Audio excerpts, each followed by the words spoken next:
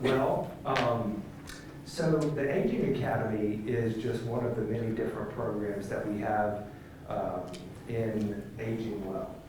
So if you are new to the Aging Well program or Aging Academy, I definitely encourage you to stop by the front desk and get some more information. We are registering participants for the Aging Well Conference. It is for community members. The registration fee for 2 days is $25. The actual cost of the conference or the value that you will get is over $150. So we will feed you lunch both days, dinner one day, and then we will have a series of speakers who are world-class geriatricians, researchers in all the different fields of health. So please be sure you stop by the front desk. There's a green flyer that tells you a little bit more about the Aging Conference. But today, I would like to welcome Chris Cardwell. He has been with the Institute for a long time. He is a social worker at MediHome Hospice and the regional volunteer coordinator. He was also the very first social work intern in our interprofessional clinic. So he's coming back home, so to speak, and we are very glad to have him here today. So let's give a warm welcome to Chris.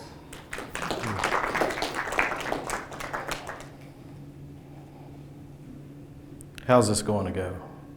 Sound good? Yep. All right. Thanks for the introduction. I really appreciate it. I'm not used to such a nice, formal, technology-filled presentation, so I do want y'all to feel comfortable asking questions or, raising your hand or reaching out as we go along, because I love for this to be as interactive as possible. And how much more interactive could you be than to go through a virtual reality simulation? So I've got some general information, most of what I'm going to present, and I have Lindsay here with me. She is a nurse with MediHome Health and Hospice, as well as one of our account executives. Super knowledgeable, super helpful, and she can really speak about things from the nursing perspective a lot better than I can as a social worker. I'm all about resources, education, and spreading awareness, which is part of the reason why I'm here today. I have passed out some books. It should be the Living with Dementia book. Please keep these. We're going to reference some pages as we go through. I have a little PowerPoint once we do the VR simulation, and we'll be able to kind of talk about some of the topics, so that way the slides don't get too wordy. For the VR simulation that we're going to do here in a second, need another one? Yeah. All right. You got it? All right. Thank you. Anybody else? Need a book? All right. You get to be Vanna today. So before we get too far, this simulation was created in Europe by the Welsh government in collaboration with a major university. It was created back in, I think, 2018 timeframe, so it's been a few years. But they did a survey of thousands of people who experienced dementia in various stages and used those interviews to put together a virtual simulation of what it's like to try to navigate certain things in life, having experienced dementia. It also is a great tool, not only for someone maybe experiencing it, but primarily for caregivers, people who are going to be your support, so that they can kind of understand how things would go. So hopefully this won't be more than about 30 minutes or so, and I usually ask for some volunteers out of the audience. Has anyone done VR before? Yes? How did you experience VR? Well, you did it, I think. Okay.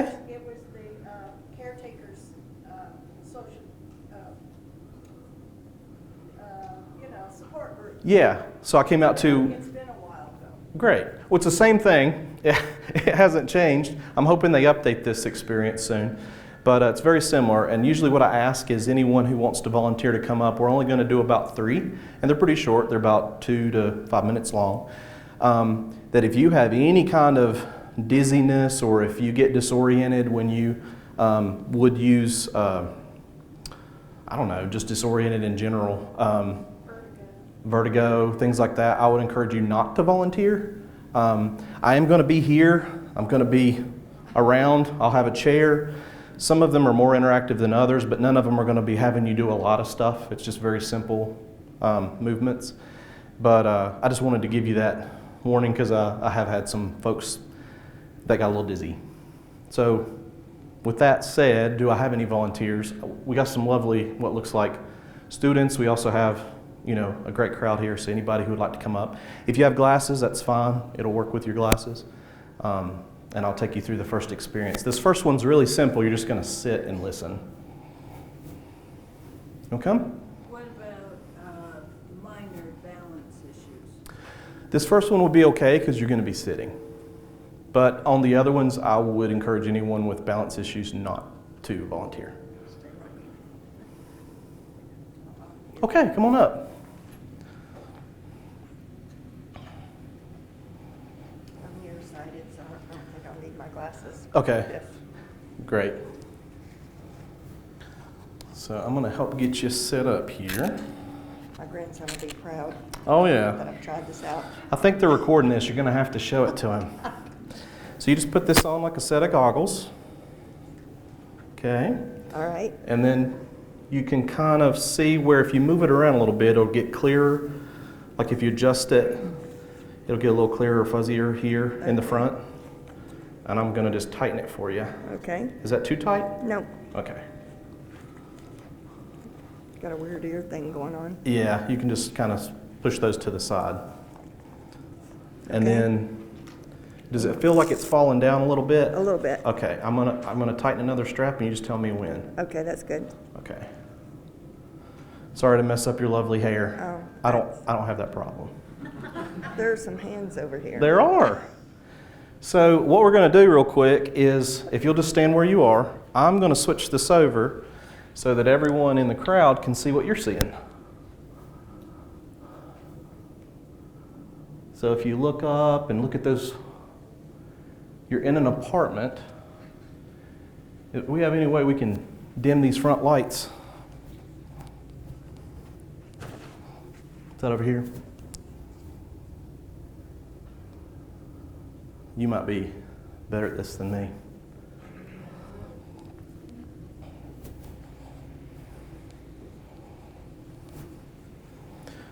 So while he's getting those lights fixed, you see your hand waving here? I do. All right, I'm going to hand it to you.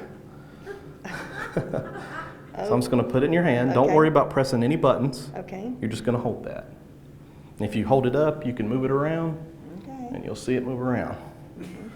Okay? If you let go of this button, see how your hand opened? Uh-huh. Press the button, see how your hand closes? Got it. Okay. We got another hand. Oh, boy. Doing okay so far? Yeah, it's just weird. Yeah. Okay. So you're really not going to use your hands much. Okay. I'm going to have a chair here, and I'll direct you so everybody's safe. The first one we're going to do, if you look up at these squares, that fun language up at the very top of, or the above the English, that's the Welsh language. If anybody can read that, I'll give you bonus points. But we're going to do the cafe, the square on the very right, and you're just going to reach up and touch it with your hand. And it's okay, you can move. Okay, let me get us some sound. Does everybody hear that okay? Yes. All right, and then there's voice 1 or voice 2. You can pick which one you like. Use this. So that's male, or you can do 2, I think it's a female voice. Use this voice.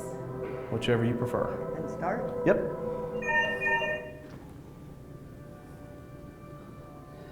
Okay, and you can have a seat. I've got a chair right behind you.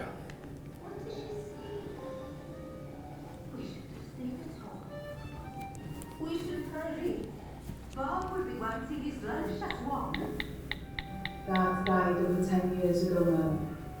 You know this. Oh, he works hard. Believe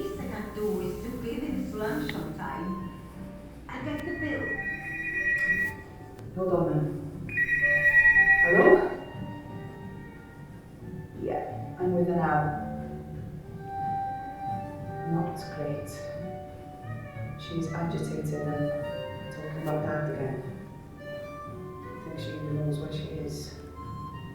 Why is she talking about me like that?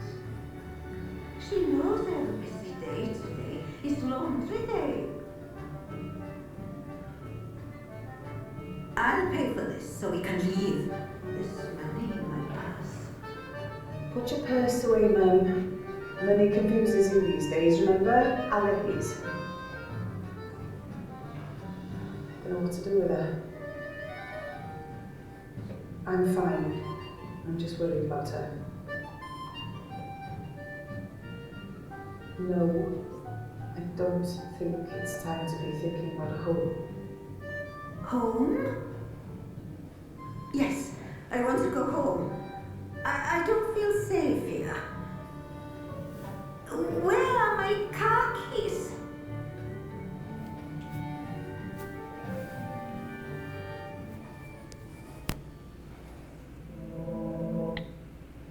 All right. That was pretty easy, right? Yep, that was Okay. I'm going to take your hands back from you if that's okay. Watch them float away. All right. And then we're just going to, if you'll touch the goggles and just hold them, I'm just going to undo these straps. And if you just pull forward and off, it'll come right off. Perfect. Okay. Good? All right. So, let's give her a hand for volunteering, and I have something for you. Just a little appreciation gift for participating. Well, thank you. Thank you. So, I always like to hear back from the person experiencing the situation. What was going on and how did you feel? I felt very small because the angle of the table, the daughter was looking down on me, and Are you okay? do I need that? You don't have to, but does that help everybody here? I just felt like I was very small and being talked down to by the daughter, like what I was hearing and thinking didn't matter. So she was talking about me when I was sitting right there and wasn't talking about me very nicely either, like I couldn't hear or understand. So that would agitate me. If I wasn't already agitated, someone treating me like that certainly would agitate me. Yeah, no one wants to feel like they're invisible. So I think the big lesson there is what a lot of people start to experience is when they hear that you have dementia, the conversation moves away from you and moves to whoever else is in the room. And that can be very off-putting. That can be very distressing, and I feel like addressing people, talking through things with people is the best way to handle things. Involving someone in a conversation rather than acting as though they're not there. So something that the daughter could have done in that situation was, hey, thank you for calling, but I'm out at a cafe with Mom. We're getting ready to have a great lunch. Let me put you on speakerphone. Hey, Mom, it's so-and-so. You want to say hey? Involve. And then, is the middle of a restaurant an appropriate place to have a conversation? I know in the simulation it was empty, but I'd imagine there's wait staff walking around, there's other things going on. If my daughter was having a conversation with someone about me over the phone in front of me in the middle of a restaurant, that would probably be not okay. That would make me pretty upset. Do you think she meant any malice? She said at one point, I'm worried about her. I don't think there was any malice there. Maybe a little bit of concern. Exasperation. Mm-hmm. Absolutely. But was she setting herself up for success? No. Interacting like that? Absolutely not. So some of the things that we'll talk about later in your books, we'll kind of touch on this, how to use effective communication as you go through your journey. So I have another simulation. Do I have another volunteer? Not everybody at once. All right, come on up.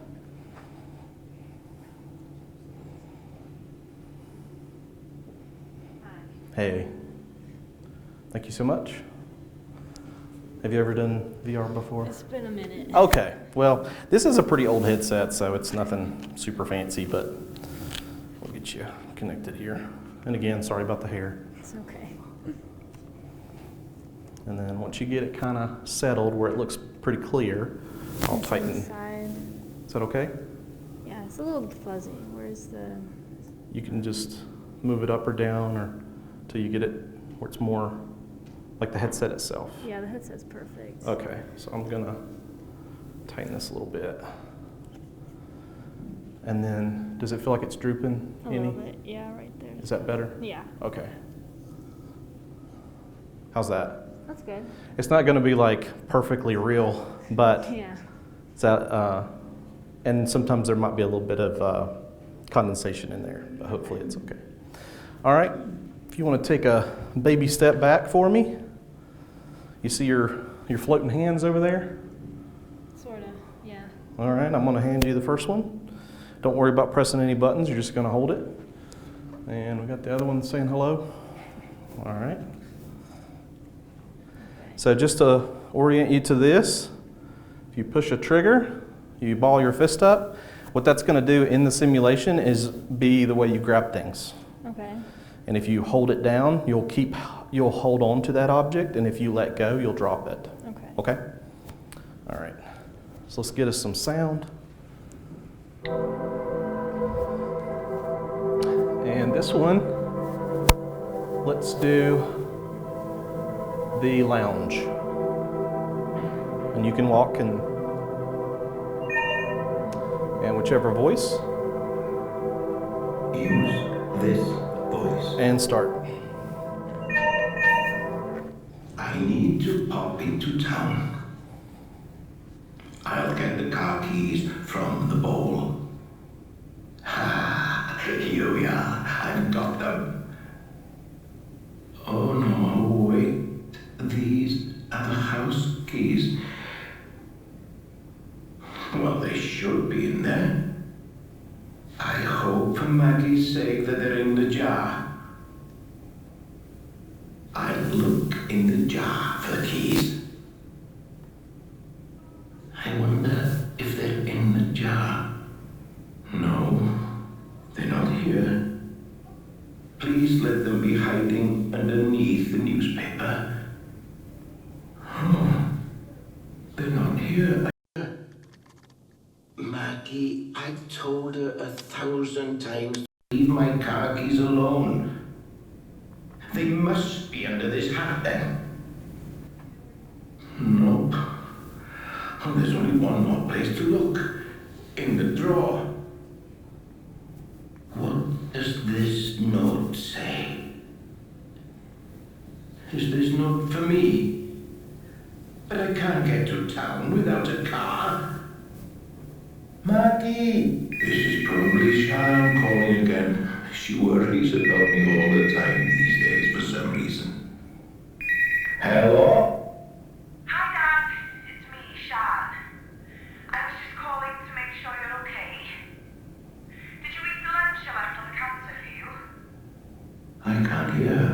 What is she saying? Who's talking to me? I don't understand what's going on. Who's there? It's Sharon, Dad. Oh, my dearest Sharon. Why are you calling me from school? It's nearly 3 o'clock. Dad, I'm not in school. I work now. Do you remember? I'm 36 years old. Your mum left the house a while back. She must be at the school gate by now to meet you. Are you there? Dad, answer me. Oh dear. What's happening to me? I need to go to Shan. I'm hanging up. All right, great job. I'm gonna mute. I'm going to take away your hands. I'm sorry. Thank you. All right, and then I'll just release these. And you can just pull forward and up. Awesome. Thank you. I have a parting gift. Let's everybody give her a hand. That one is a little more complicated. Thank you. So we're going to do the same thing if you want to hang around for a second, or I'll follow you. So, same question. How did things go from your perspective? Well, figuring out you follow the instructions where he's talking about going took a second, but also the flashback to probably 30 years ago was a little abrupt for me. I was like, oh wait, what happened? Mm-hmm. That was the more troubling part. Was realizing he went to the flashback and thinking it was 30 years ago, Mm-hmm. and he seemed very agitated about not being able to find his car keys, and being agitated when he realized he couldn't. His car keys were taken away from him. So, Mm-hmm. The sticky note really didn't make sense to him, did it? no. Nope. It was just an angst on the car. And then the first goal was, I don't need keys because I'm going to go to the shop. But the second call became, what? Shan called, and I've had a change in orientation, and now I'm at an earlier point. Did you notice the picture frame on the mantle? Yeah, with his daughter. Mm-hmm. It went from cap and gown photo to little girl. So his mind. My daughter is 10 years old. Who's this person talking to? Right. And then the little girl there, I don't know if, hopefully I have several parents in the room, but who's that almost accidentally forgotten your child at school, and you have that realization that you're supposed to be there in 10 minutes, and then you have that panic set in and you're mad dash before somebody at the office calls you and you get in trouble? I've been there. It put him in a panic.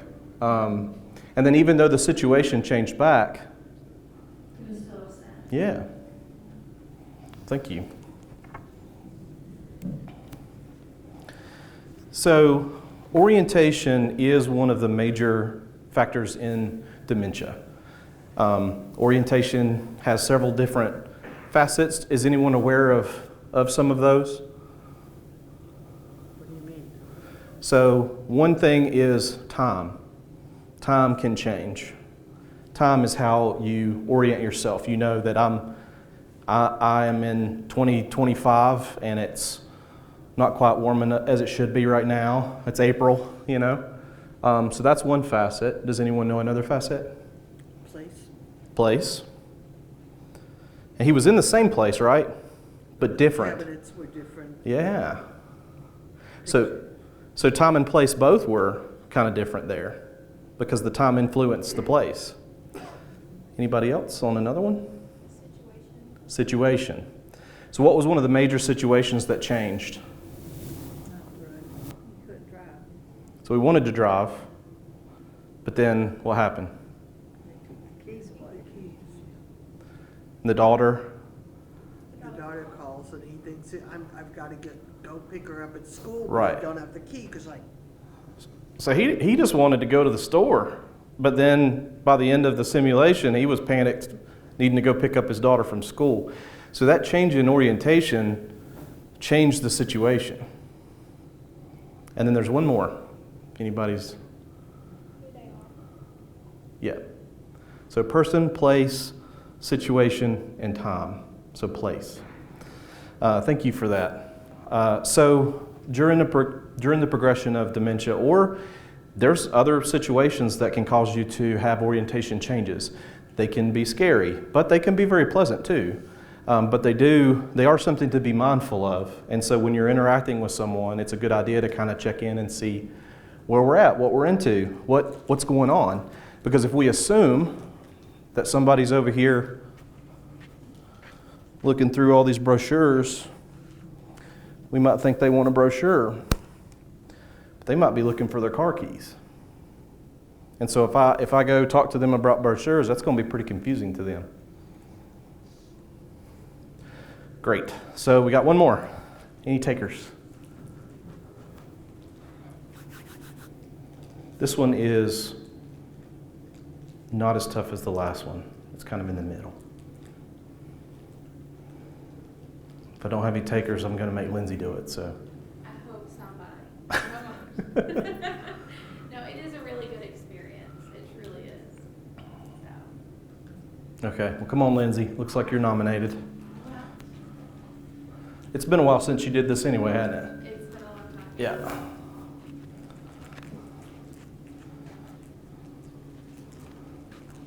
All right. Apologize in advance for your hair. All right. When you get that kind of situated, Okay. you can move it if you need to. It's good. Good? Mm-hmm. All right. And does it need to come up any? No, I think it's okay. Okay. All right. You can look around a second. Does that look okay? Looks good. All right. I'm just missing my hand. Your hands. Yeah, I can't forget those. Your disembodied floating hands. There you go. Thank you. Okay. Here's the last one. Okay. All right, so there's a trigger on the front of each one, and that's how you grab things and interact with objects. I'm going to get our sound back on. Sorry, it was a little loud there on that last one. It's hard to, some people are speaking very loudly and some people are speaking very quietly in these, so. All right, so if you want to do kitchen, and whichever voice you want. Use this voice. I'm gasping for liquids. I'll just quickly fill the kettle with water. Feel it's funny today, if I'm honest. I'm sure this tea will make me feel better. Feel it's funny today, if I'm honest. I'm sure this tea will make me feel better. You're getting a little ahead of yourself there. I think it's from doing this for Feel it's funny today, if I'm honest. I'm sure this tea will make me feel better. Feel it's funny today, if I'm honest. I'm sure this tea will make me feel better. It won't be long now. I can see the steam. What's that noise?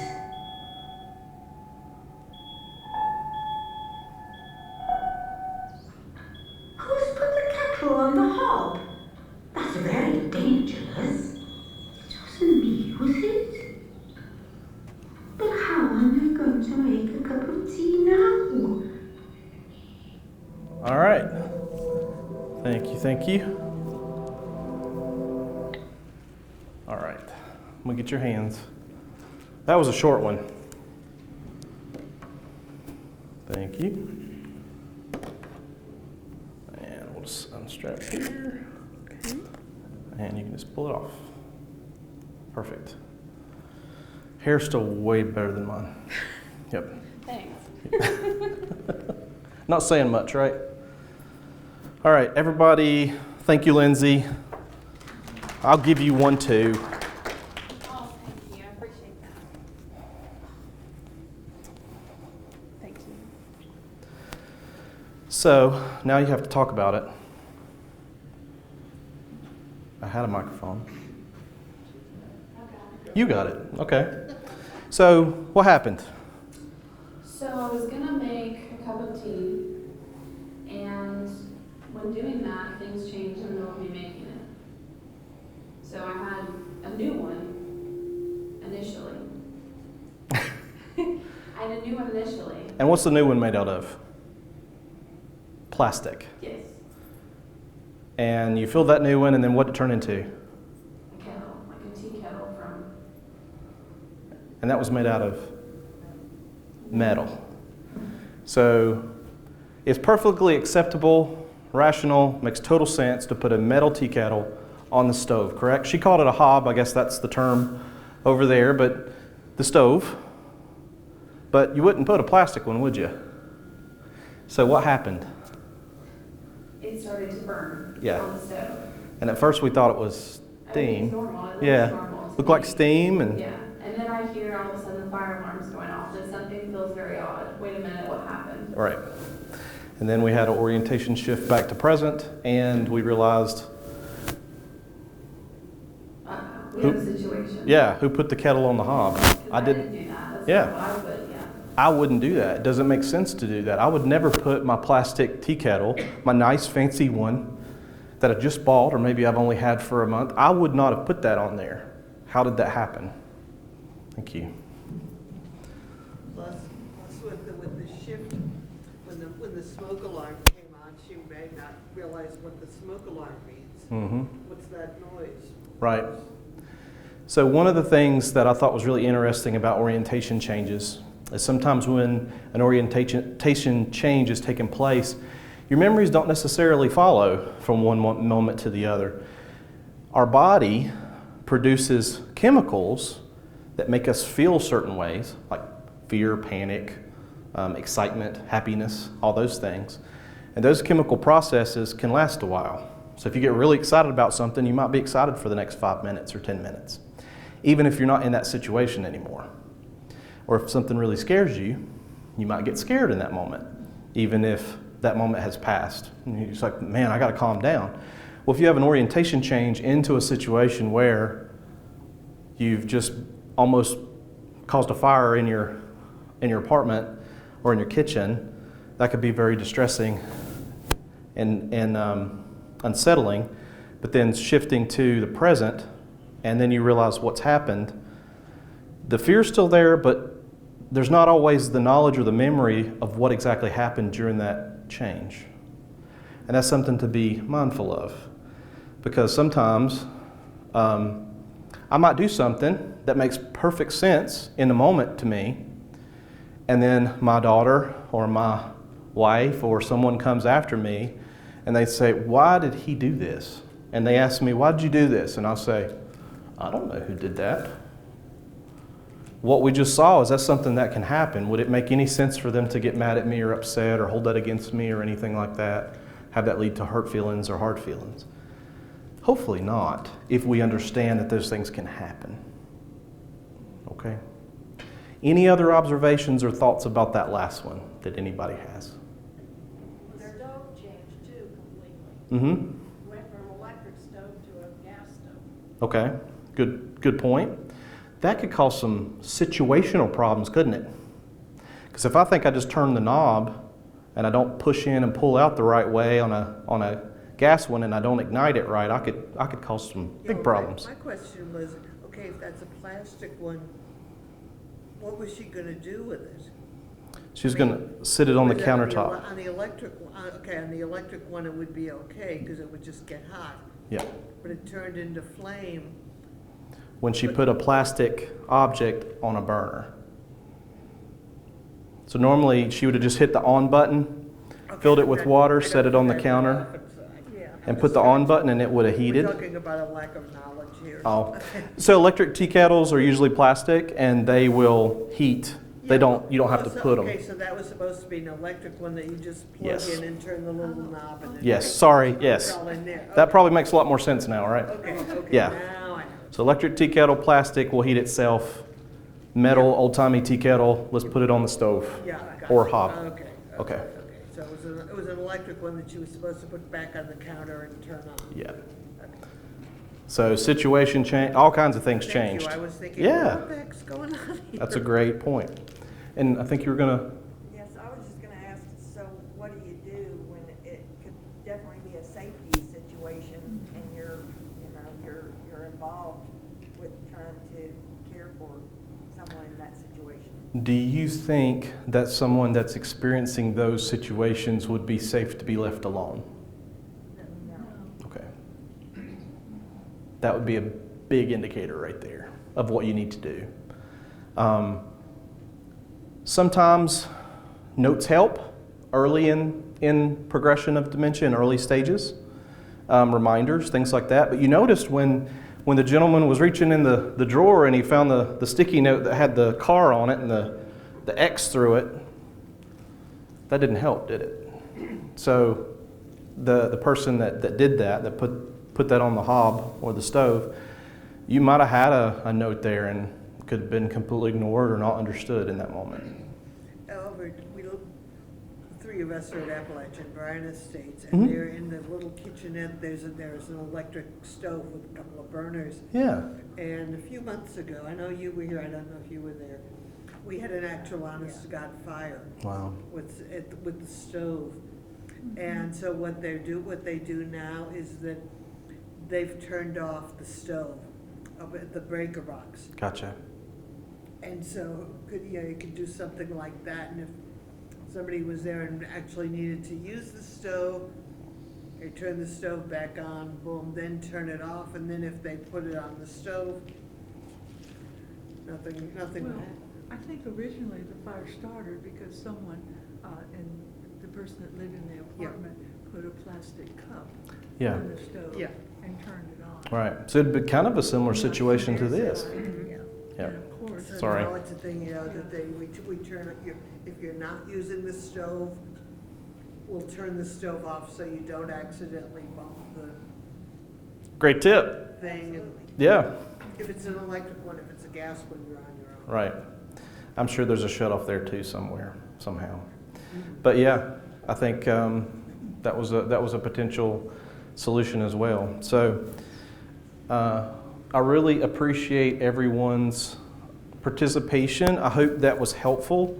Some of the topics that we'll talk about, how are we doing on time?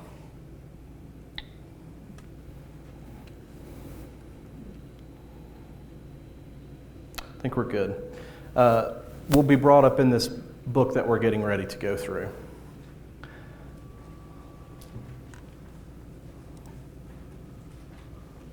So on this page, and maybe this would have been helpful before we did the simulation, but I've got some information about what dementia is. If you look on page 3, we have some definitions here of what dementia is, what are some causes, and that dementia is an umbrella term. So what that means is there's a lot of different kinds of dementia, and there's a lot of different kinds or reasons behind why someone would develop dementia. And so some of the causes listed might be having a stroke, and that part of your brain becomes compromised and affects your memory. Could be genetics. There's genetic markers and links that they found. There's also other types of diseases like kidney and liver disease that can affect your cognition and ability to be oriented and function. And then there's different types of dementia. So for example, Alzheimer's is, I think, regarded as the most common. That's the majority of cases. And it is characterized by a very slow, long-term progression of cognitive changes. Versus something like vascular dementia. Vascular is caused by, vascular is blood vessels, so blood vessels of the brain maybe having a stroke or a blood clot and causing cognition issues there. That progression can be a lot different. It can be faster or slower. It can be overnight. When Mom was in her 90s, one day she was fine. The next day, there were little people playing underneath the sofa. Yeah. It can be like a light switch. They said it was a mini, then the doctor said it was a mini stroke. Yeah. And we saw too from orientation changes, it can be a light switch as well. Everything's normal, and then all of a sudden, I'm in a completely different situation, in a time and a place. Thank you for that. So one of my heroes, I don't know if any of you have had the pleasure to watch any of her videos, attend any of her seminars, engage in any of her material. Teepa Snow, she is a dementia care specialist, I would say hero as well. This is one of her big quotes. It says, "Dementia does not rob someone of their dignity. It's our reaction to them that does." And I want you to think back to these virtual simulations that we just did and how those interactions took place. Was the daughter that was having a conversation with her mother in the middle of the cafe exercising an action that would maintain her mother's dignity? No. A lot of the "put your purse away, Mom, money confuses you" nowadays, remember? What parent doesn't want to feed their child? I want to pay for lunch with my daughter. But maybe you know, Mom, you always pay. I really appreciate it, but just this once, can I pay? Wouldn't that have been such a more kind way to handle that situation? One of the other was, I'm trying to remember one of the other statements. Well, I think a lot of them, just she's been agitated recently and talking about her as if she's not sitting right there in front of her. Because the daughter thinks, well, she probably won't remember this. But it doesn't mean that she wasn't feeling those feelings and hearing it in real time. Yes? When my mother went through Alzheimer's, I used to get pretty angry at my oldest brother because he would walk in the room and immediately say, do you know who I am? Mm-hmm. To Mother.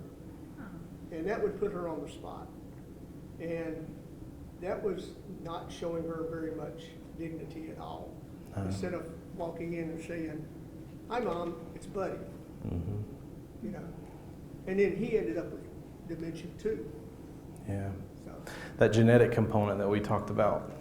yeah, three people, oldest brother, oldest sister, and my mom, and probably my grandmother. Yeah. All had it. So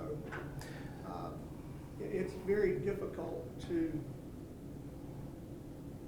understand what you need to say and not say. Yeah. Would it make sense to quiz her a lot? I'm sorry? Would it make sense to try to quiz her a lot in that moment? No. Well, do you remember when this happened, or do you remember when that happened, or do you know what we're doing on Tuesday? Do you know what we're doing tomorrow? Yeah. Now, one question that was helpful was when she was looking around on the table, and you could tell she was looking for something, and you would say, Mom, what are you looking for? And she would say, a Kleenex.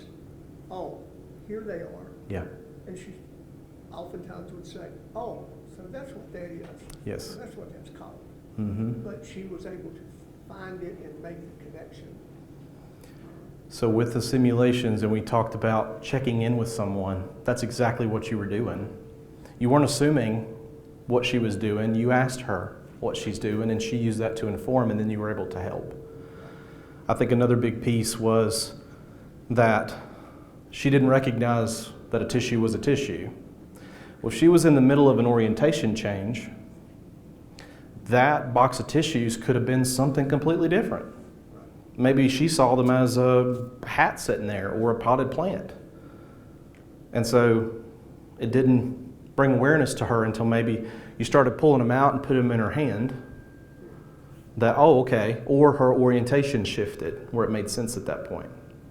Also, one thing that Teepa Snow teaches, I've been lucky enough and blessed enough to attend some of her conferences, is that as we progress through dementia, that our peripheral vision shrinks and closes in.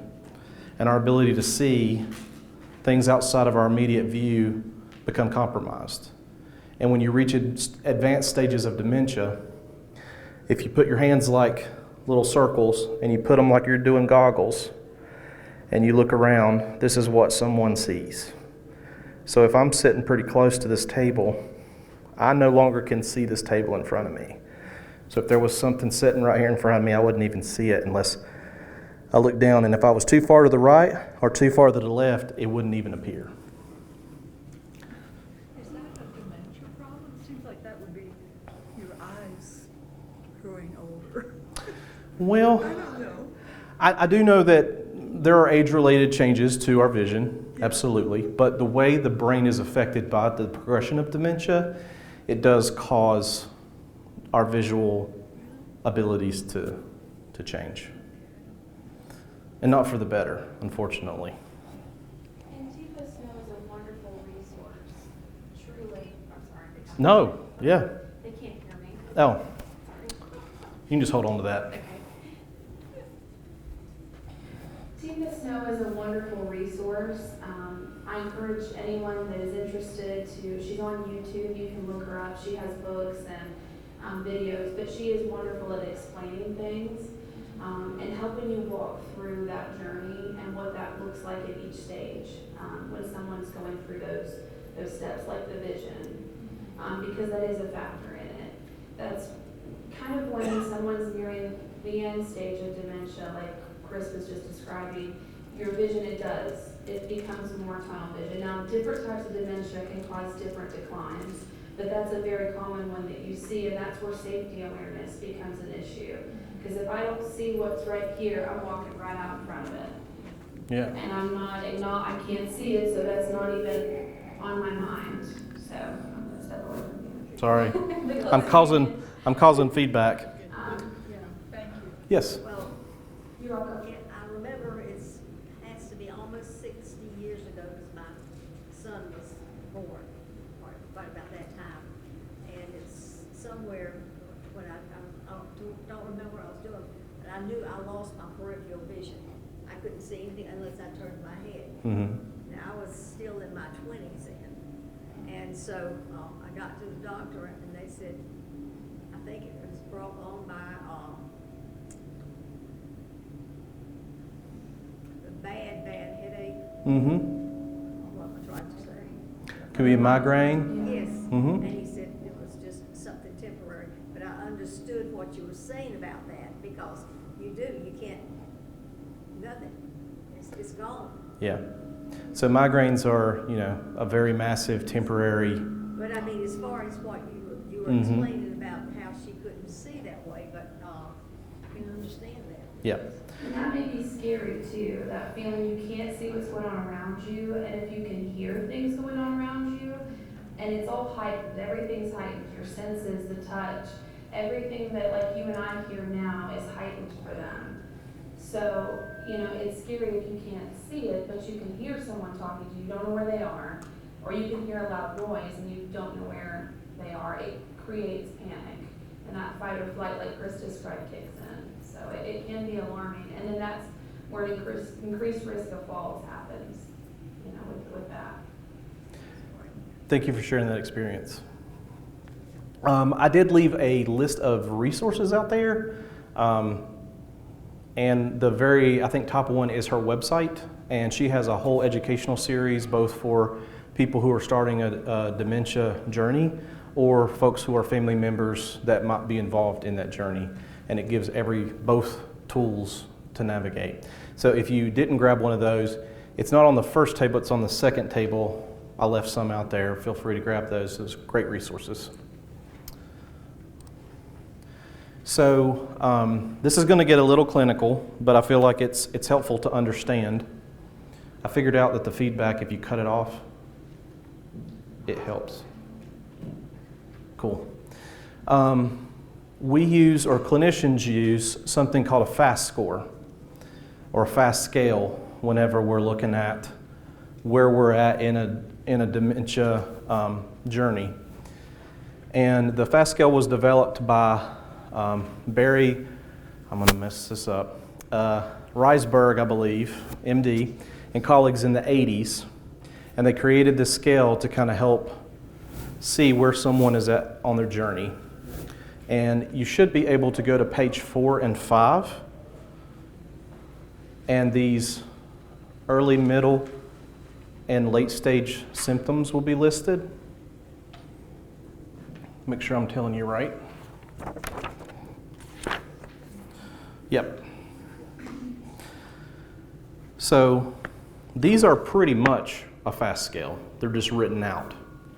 But this chart that I have up here on the right-hand side is the actual tool that we use. So if you'll notice, stage 1 is normal aging, no deficits. Anybody is stage 1. But then by the time you've reached stage 3, mild cognitive impairment. So what this jargon over here means is maybe we're forgetting objects. So the person in the first video, or the first simulation that we looked at, the second one, looking for car keys.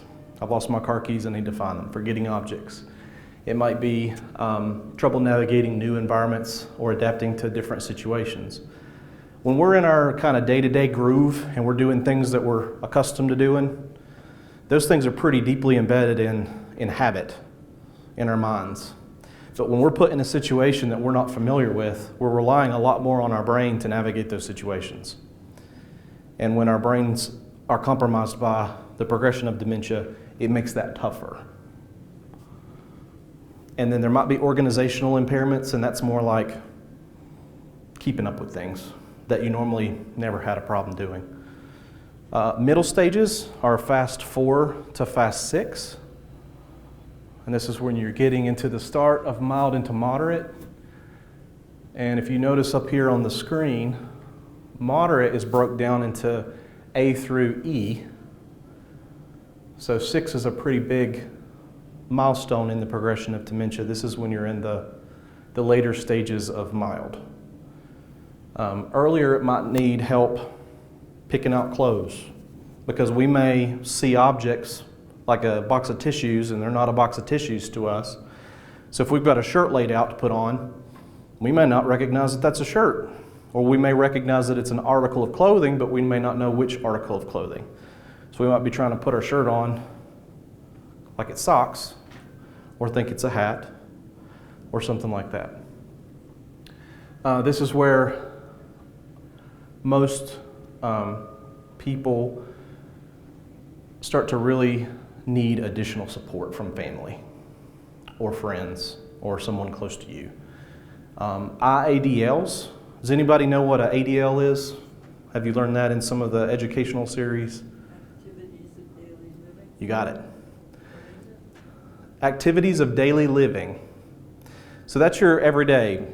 Making some food and eating it, brushing teeth, taking a shower, going to bed. IADLs, when you add the I, that's more integrated stuff where it's like paying bills or keeping up with your taxes or things like that. That's a lot more complicated. I have a hard time with some of that stuff myself, let alone if I were, going through some changes cognitively. This can also start to introduce maybe having more trouble getting to the bathroom or having periods of incontinence. Now, sometimes that happens with age. My wife will tell you sometimes that happens with childbirth. But this is where it's more than normal, more than what maybe you've dealt with over your life. And then 7 is late stage, and 7 is also broke down into A through F. And this is where you are, or a person would be totally reliant on support. And some situations there would be not being able to communicate or speak, not be able to walk or sit up.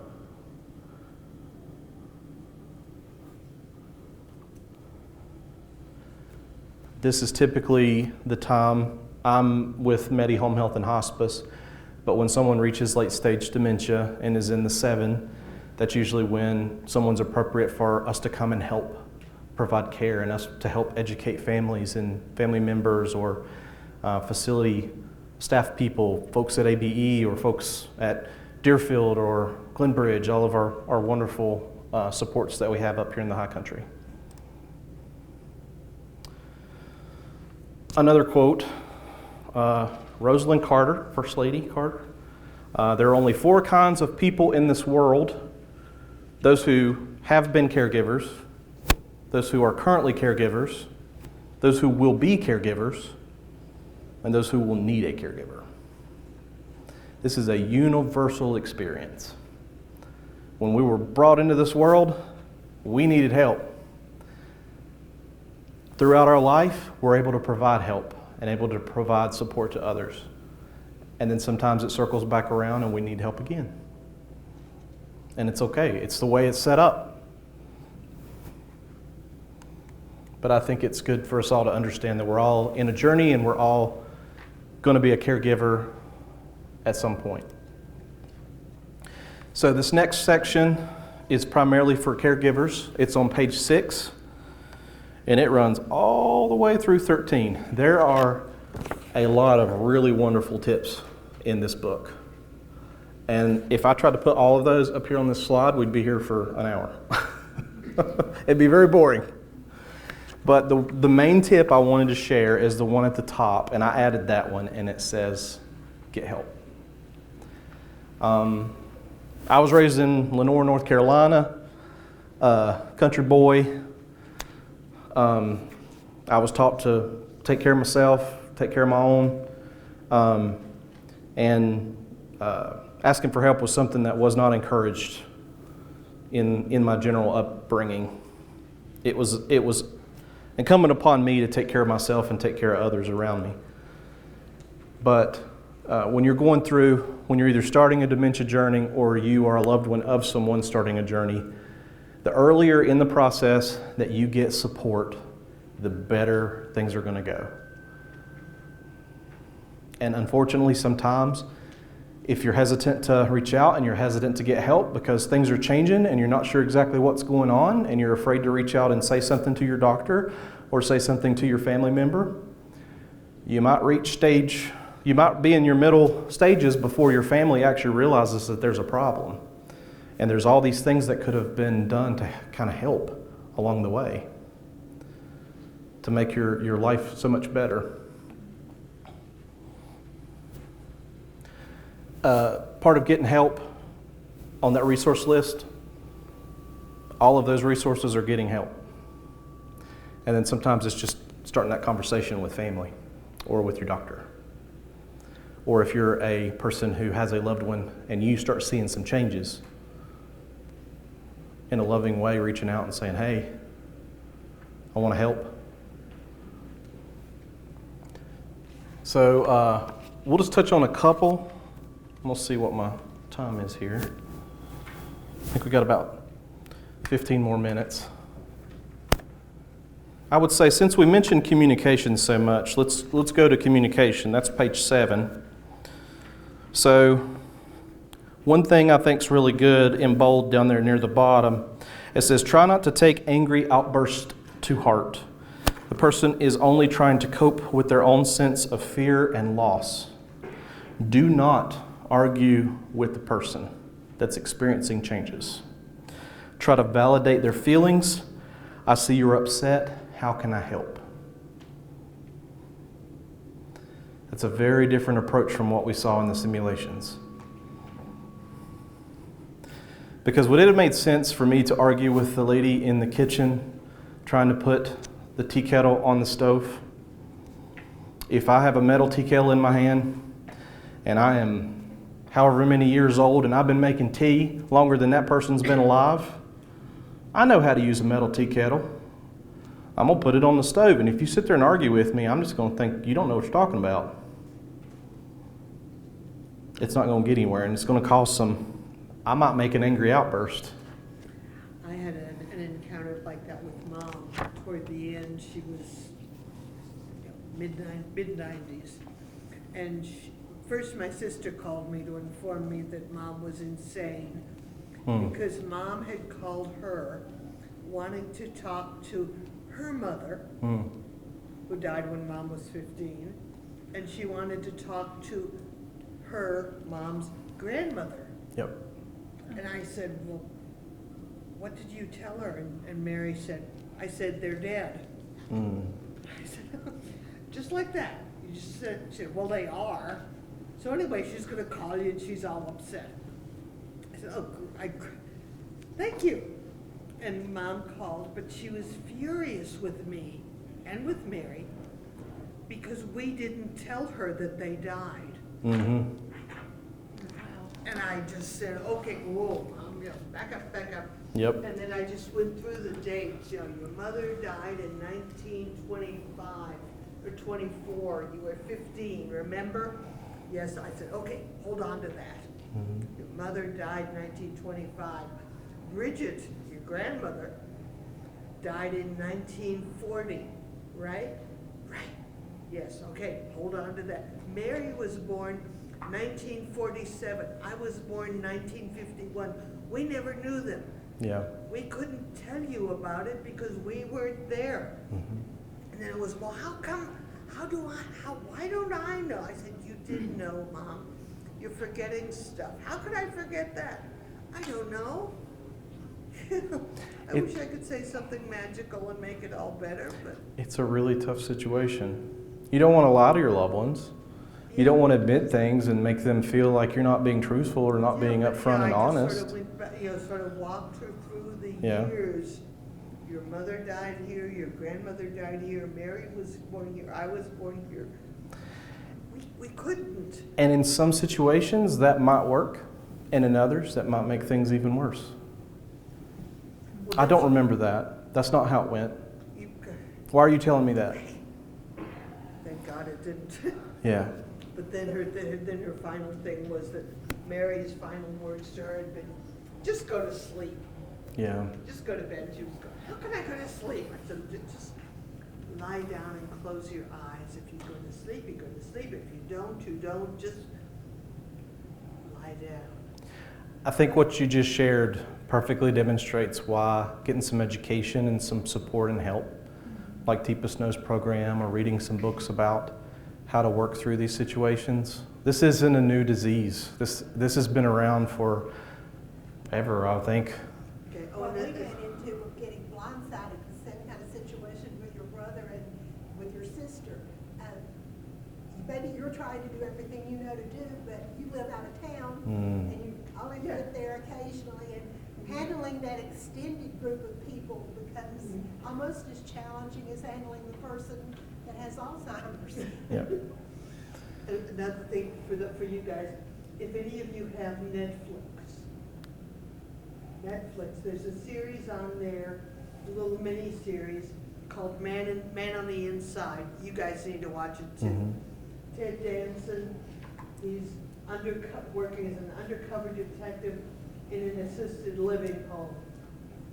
And it is a crash course in memory issues. One of the things you mentioned that they talk about with the language, they talk about the fact the nouns go first. Yeah. Then it becomes, did you see that TV show? It starred that guy who was in that movie, the guy that looks like whatever, and it's the nouns. Yeah. Well, the nouns will be the first things to go. Well, thank you for sharing that series. There's so much good information out there. There's some great books. There's some great TV shows. The other thing they talk about is that if somebody is developing memory issues, everybody backs away and leaves them alone. And in this assisted living, one of the ladies was really going downhill in that department, and nobody would talk to her. Nobody paid any attention to her. That she just, they said people act like it's contagious. And you know what I think that stems from?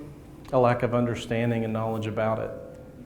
That's why I'm standing in front of you right now, because the more we know and the more we understand about dementia, the more we would want to go interact with someone or help someone or be of a support to someone, because we know we're empowered by that knowledge and how to navigate situations. Nobody wants to do harm. Everybody wants to help. And if you put your foot in your mouth a few times, which I've had the pleasure of doing on many occasions, it can make you scared to do it again. And so then you just avoid the situation, and it's not the best way to handle it. It's not the most caring and loving way to handle it, and it's not what those folks that are in that journey need. Thank you again. So onward,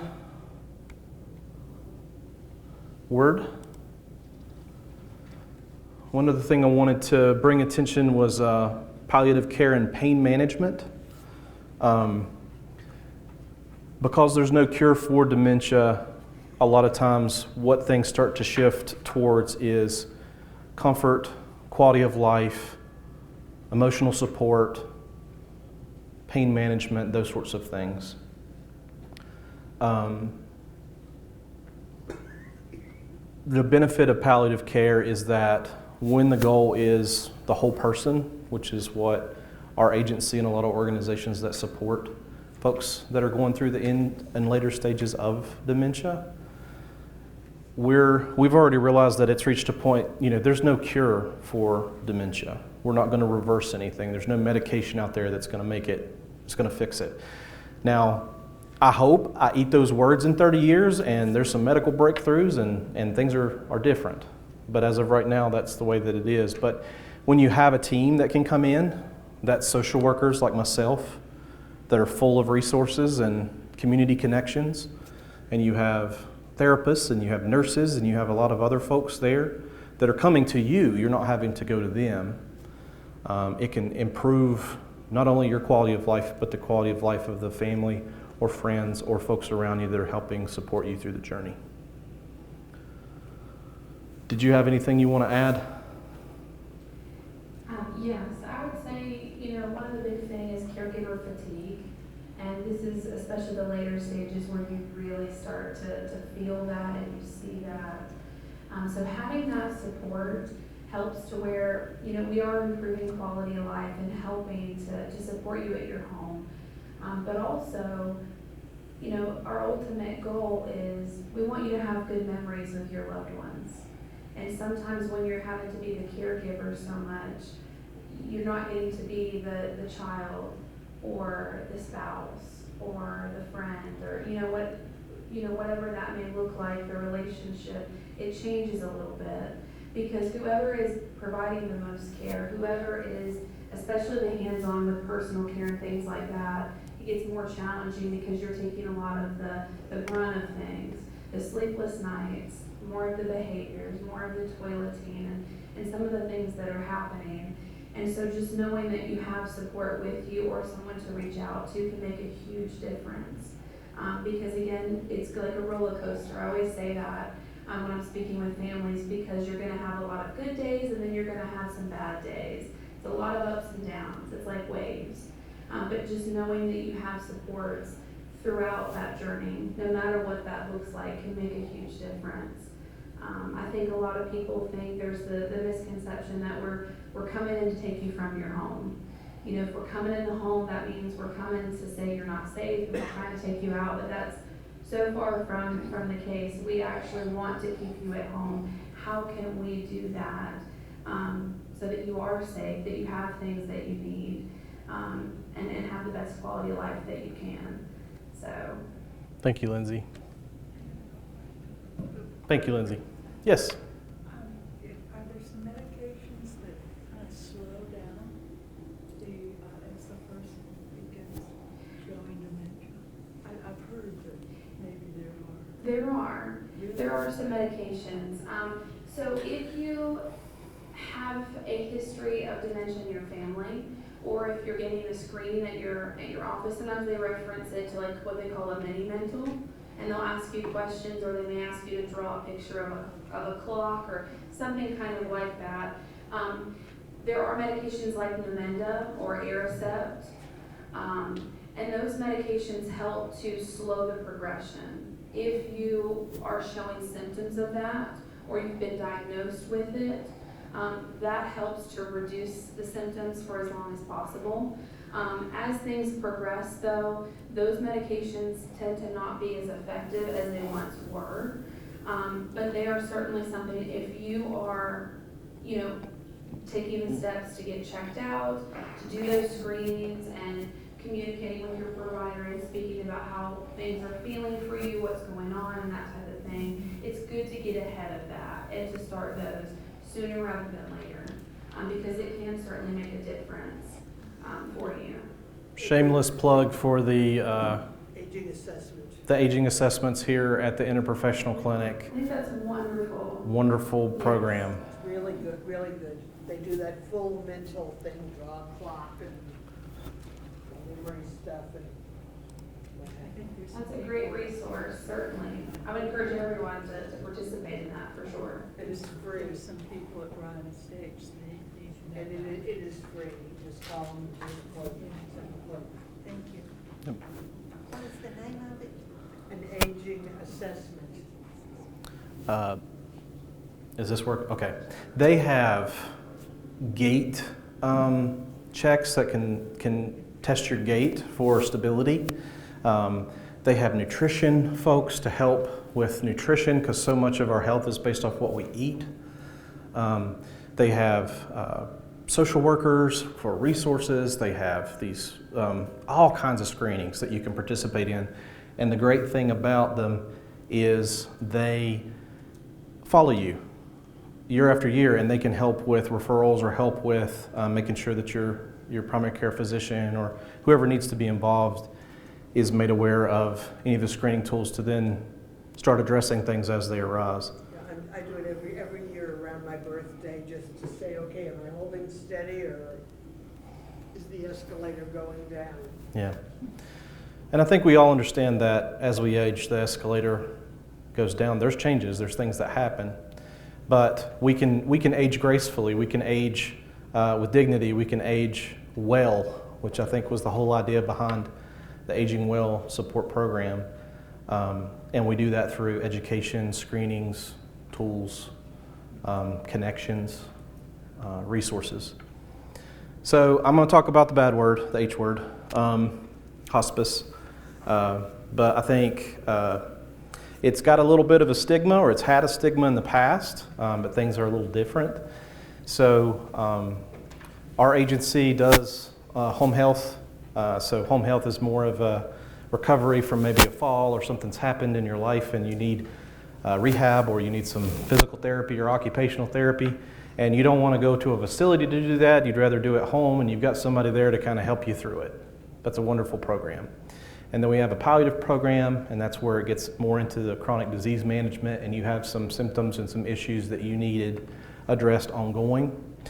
But then hospice is when you've reached a point in your life where a physician would say that you could be within 6 months of the end of your life.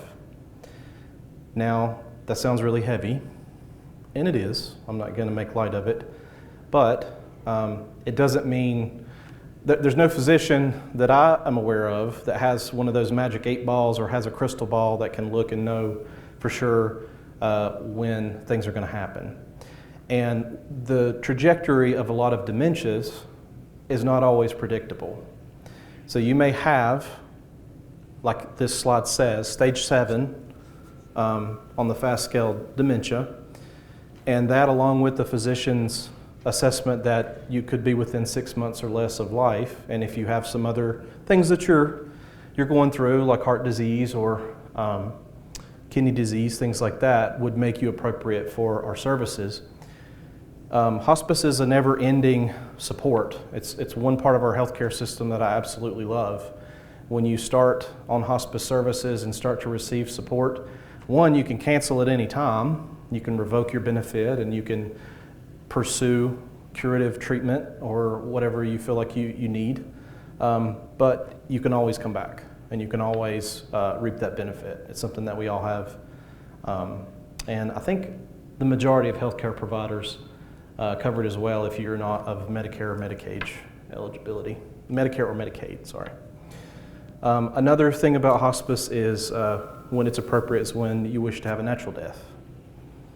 You want things to progress the way they naturally would, and you don't want to be kept here artificially. And like I mentioned before, when dementia is comorbid, and that's where you have other things that you're going through, maybe cancer, and you have terminal cancer and you have dementia, then that's a good time to reach out to hospice and let us know so we can support you through your journey. So anyone can refer someone to hospice, a concerned family member or friend. You can call your local hospice office and just say, hey, I just want to talk to somebody about this and see if it would be something that would be helpful. It doesn't necessarily have to come from your primary care physician or a doctor. Services can continue after 6 months. Services continue indefinitely, as long as they need to. And then, as I mentioned before, it can be revoked at any time. And a big thing is like, well, if we bring in this, then we're giving up, or they're giving up. And I have seen so many people have so much better quality of life once they came on to hospice and started getting all the extra support and attention and interventions than what they were before, that I would say, you're not giving up, you're elevating, you're making life so much better for that person. Because at the end of the day, if you don't need us anymore, that's a good thing. We can step aside and you can continue on if there was a situation with your health that you did get better. But if you don't and you continue a trajectory towards the end of life, then we're there every step of the way. So, the last thing, and I did put some of these out there, and I know we're running out of time, so I'm going to try to be brief, is dementia compromises your memory and your ability to make decisions. And there are going to be some big decisions that you may want to be made towards the end of your life. And if you have not made those wishes known, then you are leaving that in the hands of who knows. It could be a family member, it could be a doctor, it could be whoever's involved. Maybe someone you wouldn't even imagine would be involved, would make those decisions. So I did have some 5 wishes booklets out there. They're blue.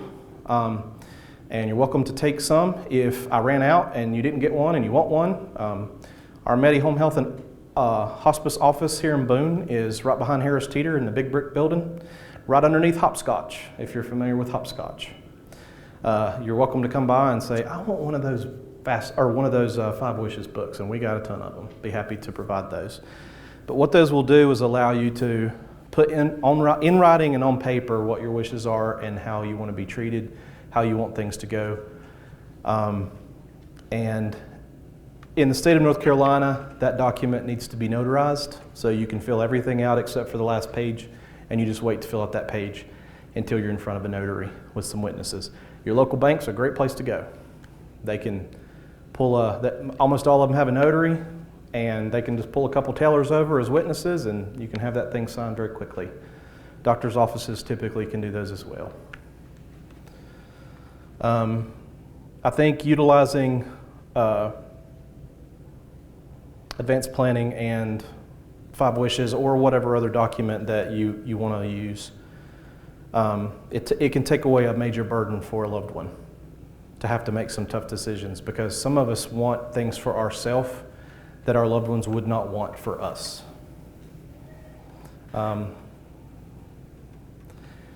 Utilize those early, middle, and late stage tips in this book. Keep it with you. Yes? Is that kind of a general rule that people with dementia don't think they have it? And they kind of bug other people trying to help them? I think it can depend on the temperament and personality, and it can depend on the stage.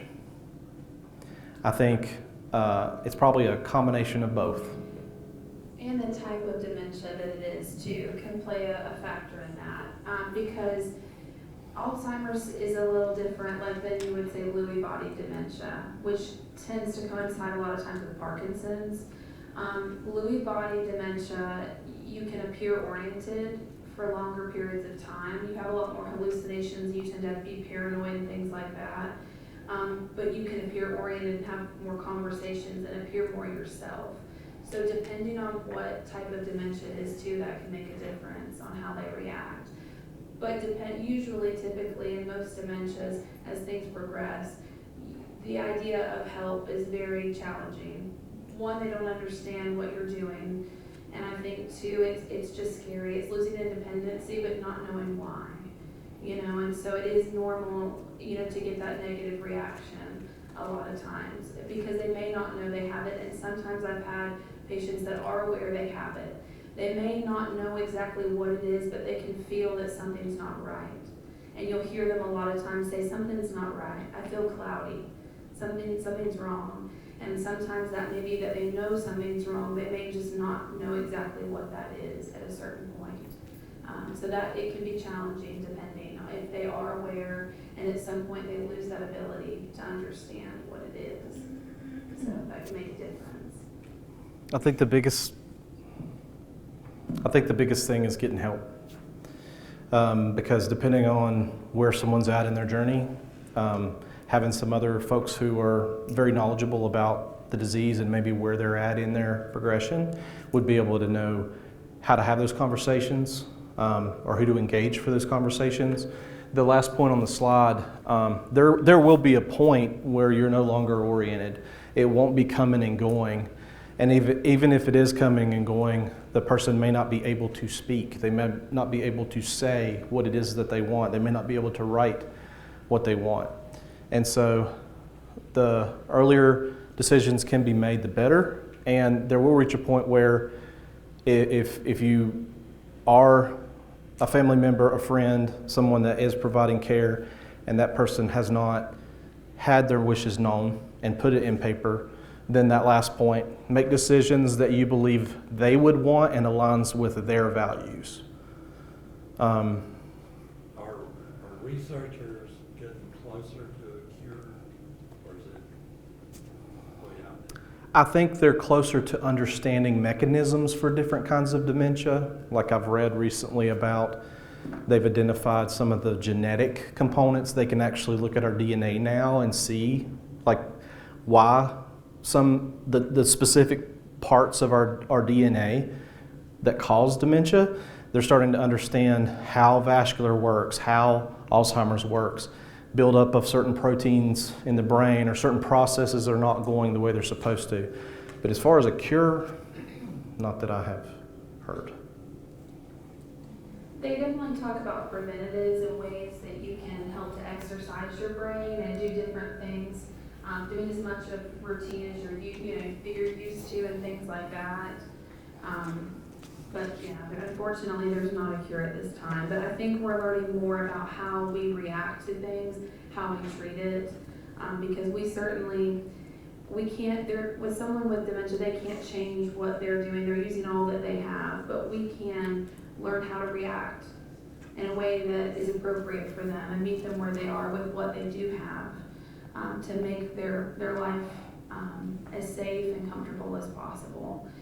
One thing I will encourage is that if you're ever wondering if you need more supports and you're not sure what you would qualify for or where would you even start, a lot of times when we're talking to providers and out in the community, we always say we can come out and assess. Because we have all 3 programs, we can come out and assess and see what would be best suited based off of goals and based off of where that person may be in that stage of their life. So, and it's better if we get involved early to build that rapport. So it's always something that I would encourage you to advocate for yourself and for your loved ones and be, open to having those conversations, because people, a lot of times providers, nurses, healthcare, they won't realize what's going on at home unless you tell them. They see you in that moment, they see you in the office, they see you in that healthcare setting, but they're not going to know what's going on at home or what you're struggling with or what your loved one is struggling with. So having that open communication to receive more help, I always encourage everyone to be an advocate and to be open, for sure. And you don't have to have a history of dementia in your family to get regular screenings. The more screenings you can have and the more awareness you have of the changes that are happening to your body as you age, the better. I'm sorry? I read it early about communications. It says, keep your body language open and relaxed. Avoid crossing your arms. Look here. I do that all the time. Yeah. Avoid crossing your arms. Yeah. Well, I can see that because, remember your mom was mad at you? Mm-hmm. like that, Yeah. But I do that a lot, especially if I get cool. Right. A lot of people might if they're cold, but I think you're knee jerk if I was up here doing this. And my wife has accused me occasionally, if I'm just kind of staring off into space, of having a not very nice resting facial expression. I won't use the other term for that. You might look at me and think I'm upset or angry. But you I'm don't not. realize that might, to somebody with dementia, if I was doing this, they're Mm-hmm. like, oh dear, what have I done now? Yep. Or something. It's very true. Sometimes you don't realize how they're receiving the body language. And it's funny because someone with dementia, things are heightened. They may not have been able to use parts of their brain that they normally have, but they're picking up on other things. Yeah. So if you're having a bad day, it's unbelievable how they can sense that. And so if I see that your arms are crossed, well, now I'm kind of thinking, maybe I'm a little upset. Maybe I'm mad. I don't know, something's not right here. Yep. But if you're smiling at me and your hands are open and you're looking at me, well, I feel a little safer talking to you. Yeah. Maybe it's okay. Yep. And it may vary from person to person and situation depending. But there are little things that you can do and to adapt and to learn how you can communicate effectively and to have the best outcome you can. So. That's a great book. So. Thank you. It's a great time. Great. Thank you all for coming. I've got extra time, but if y'all need to go, that's cool. But if anybody has any questions, me and Lindsay will be here for the next little bit to answer any questions you might have. There's some goodies over here, some material, some pens and just some things if you'd like to take anything. It'll be right here as you're walking out. But we do appreciate your time. It was nice to meet with you all, and I hope you enjoyed today's session. Yep. So. Thank you very much.